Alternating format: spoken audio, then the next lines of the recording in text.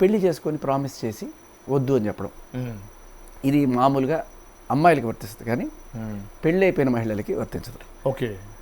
ఇప్పుడు already already నువ్వు పెళ్ళయి ఇంకోటి పెళ్లి ఇంకోటి నన్ను పెళ్లి చేసుకుంటాను మోసం చేశాడంటే ఇదేం న్యాయం? ఆడవాళ్ళు ఎంతమందినైనా పెళ్లి చేసుకోవచ్చు అని చట్టం ఇంకా రాలేదమ్మా భారతదేశంలో. ఇప్పుడు అప్పటికి ఇది తెలిసేటప్పటికి ఆవిడకి ఫస్ట్ మ్యారేజ్ అయిన విషయం ఎవరికి తెలియదు. ఇవాళ పొద్దున్నే అందరికీ జ్ఞానోదయం అయింది. నేను ఏంట్రా ఇదని అందరికీ కొత్త. ఎందుకు ఈవిడ అబద్ధాలు చెప్పింది, జనాలందరినీ ఎందుకు మోసం చేసింది మీడియా వాళ్ళు?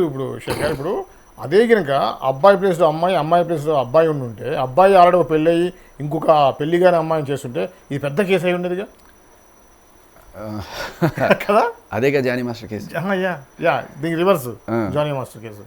సో ఆయనకి పెళ్ళయి పిల్లలు ఉన్నారు, బట్ వేరే అమ్మాయితో మూవ్ అయ్యాడు. ఇప్పుడు ఆవిడ కేసు పెడితే ఏకంగా ఆయన్ని పోక్సో అంటారు, జైలు అంటారు, ఇన్ని చేస్తారు.